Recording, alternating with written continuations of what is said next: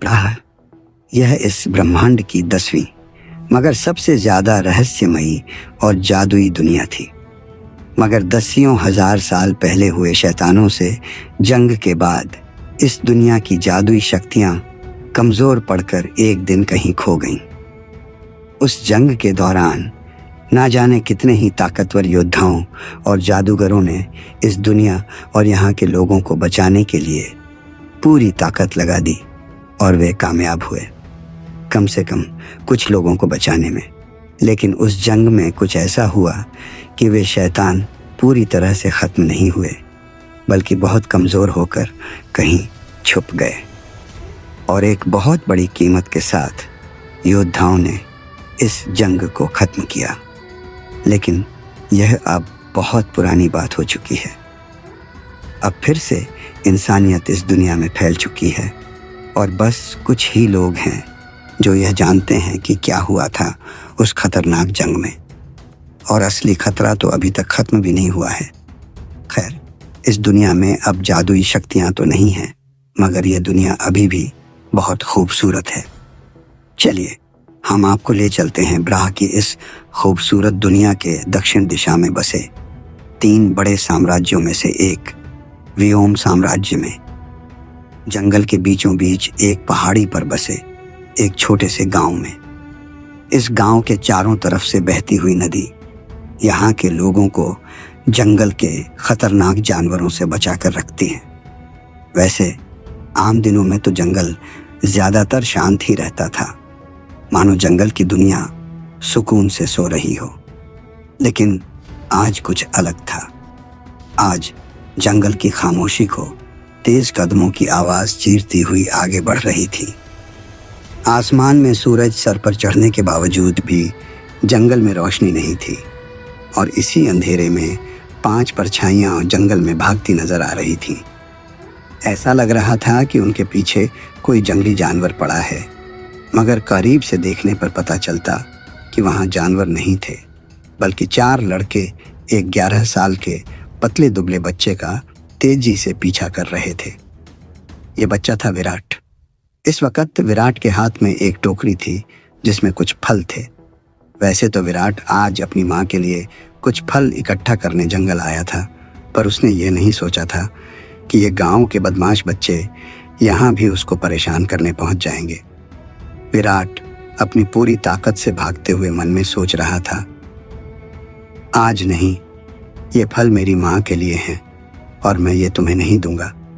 तभी पीछे से आवाज आई, अबे गूंगे, रुक जा, वो टोकरी हमें दे दे, कुत्ते रुक जा।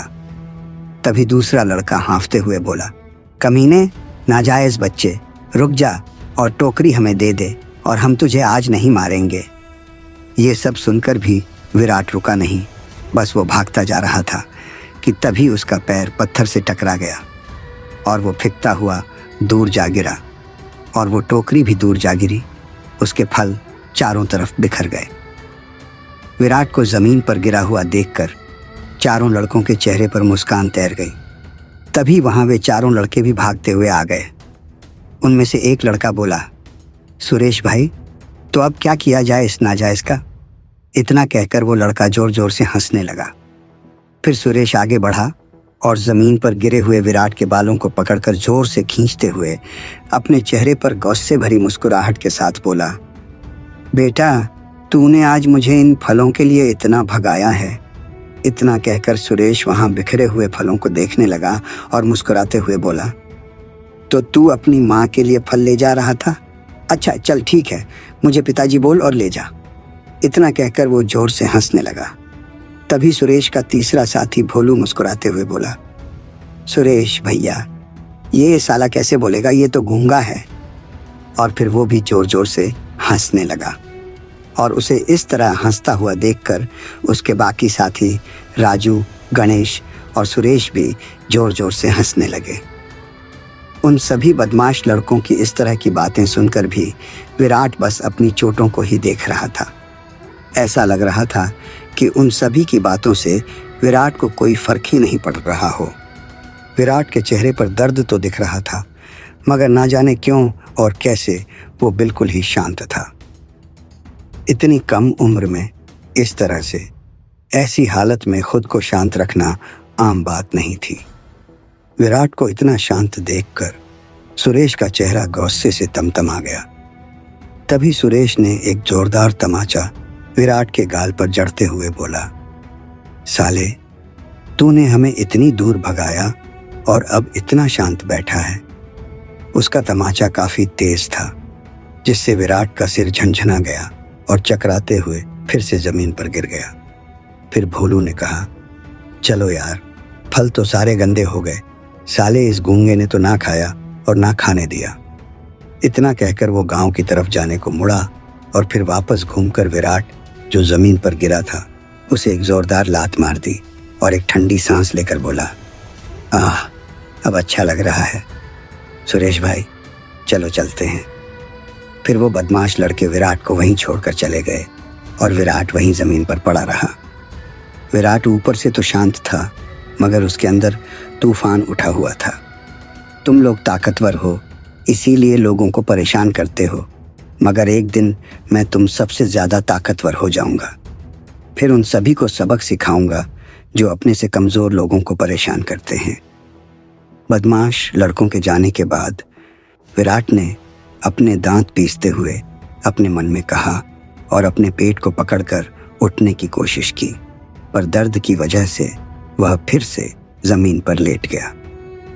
कुछ देर बाद जब दर्द कम हुआ तो जमीन से उठा और कुछ फल जो अभी भी ठीक थे उनको उठाकर अपने पास रखा और अपने मन में कहा, कुछ फल तो बच गए। वैसे न जाने उन बेवकूफ़ों को क्या ही मज़ा आता है दूसरों को परेशान करने में। इतना कहकर उसने एक लंबी सांस ली और फिर वहाँ से घर की तरफ बढ़ गया। अब शाम हो चुकी थी। इधर चांदनी। विराट की माँ ने जब देखा कि विराट सुबह से ही कहीं नहीं दिखा है और ना दोपहर के वक्त घर आया, तो वह परेशान हो गई और गांव में इधर उधर भागकर लोगों से पूछने लगी, दीदी, आपने विराट को देखा है? उस औरत ने कहा, नहीं, नहीं देखा। फिर एक बूढ़े आदमी से पूछी, चाचा, आपने विराट को कहीं देखा है? चाचा बोले, चांदनी, उसके दोस्तों से पूछ, क्यों परेशान हो रही है। फिर चांदनी वहां से भागती हुई यशोदा के घर गई और जोर जोर से उसका दरवाजा पीटने लगी। यशोदा दीदी, यशोदा दीदी, क्या अनन्या है घर पे? इतना कहकर चांदनी वहीं बैठ गई। तभी अनन्या ने दरवाजा खोला और बोली, अरे चाची, क्या हुआ? इतना परेशान क्यों हो? माँ गांव के बाजार गई हैं, अभी आ जाएंगी। आप पहले शांत हो जाओ, मैं पानी लाती हूँ। चांदनी को इतना परेशान देखकर अनन्या एक ही सांस में बोल गई। तभी चांदनी ने अनन्या का हाथ पकड़ा और बोली, बेटा, आपने आज विराट को देखा? अनन्या चौंक गई। विराट? चाची, विराट घर पे नहीं है। अनन्या का सवाल सुनकर चांदनी और घबरा गई और बोली, नहीं, आज सुबह ही निकला था, ना नाश्ता किया, ना खाना खाया, ना जाने कहाँ है। चांदनी की आंखों से आंसू बहने लगे थे। चांदनी के पति के साथ जो हुआ था, उसके बाद वह और ज्यादा घबराने लगी थी। उसकी जिंदगी का एकमात्र सहारा विराट था, जिसको वह बहुत प्यार करती थी, पर आज वह गायब था। चांदनी बुरी तरह रो रही थी। उसको समझ नहीं आ रहा था कि कहाँ ढूंढे, कहाँ जाए। और अब अंधेरा होने वाला था और विराट अब तक नहीं आया था। तभी अनन्या बोली, चाची, आप संभालो खुद को, विराट बहुत समझदार है, वो आता ही होगा। मैं दीपक, मोहन और शेखर से पूछकर आती हूँ। अनन्या भागती हुई उनको बुलाने गई। इधर चांदनी को इस तरह अपने बेटे को ढूंढते हुए देखकर मन ही मन खुश होते हुए गांव की एक मोटी औरत नंदा और उसका बेटा सुरेश, हाँ, ये वही सुरेश है जिसने सुबह अपने दोस्तों के साथ मिलकर विराट को मारा था, वहां आ गए थे। सुरेश तो मन ही मन बहुत खुश हो रहा था। क्या वो गूंगा अब तक नहीं आया? लगता है कोई जंगली जानवर खा गया होगा साले को। बड़ा होशियार बन रहा था, सुरेश ने मन में कहा। अभी सुरेश मन में ये सब सोच ही रहा था कि उसकी माँ नंदा बोली, अच्छा हुआ गायब हो गया वो अपशगुनी बच्चा। मुझे तो डर था कहीं वो नाजायज गूंगा हमारे गांव को बर्बाद। अभी नंदा ने इतना कहा ही था कि वहां एक पतली सी मगर रौबदार आवाज गूंजी, नंदा अपना सड़ा हुआ मुंह बंद रख। ये आवाज थी यमुना की। उसके साथ उसका बेटा दीपक भी था।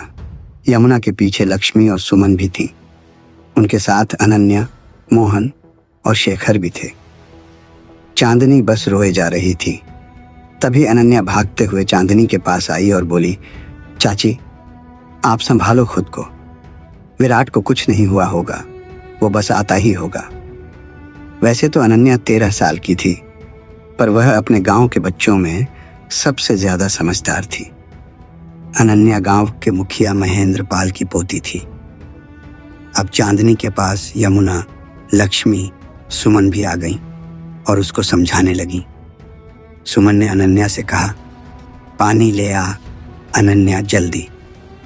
अनन्या जल्दी से अंदर गई और गिलास में पानी भरते हुए धीरे से बड़बड़ाकर कहने लगी, उल्लू गधे कहाँ हो तुम? अगर तुम अभी नहीं आए तो मैं मार डालूंगी तुम्हें, और अगर तुम्हें कुछ हुआ तो मैं जिंदा नहीं छोड़ूंगी। तुम्हें इतना होश नहीं है कि चाची कितना परेशान हो रही है। अनन्या गुस्से में विराट को अपने मन में ही डांट रही थी। तभी बाहर से आवाज आई, अनन्या कहाँ गई? अनन्या का ध्यान टूटा। उसने आवाज दी, आई। वो भागते हुए पानी ले आई, मगर उसने देखा कि चांदनी बेहोश हो चुकी थी। अब तक अंधेरा हो चुका था।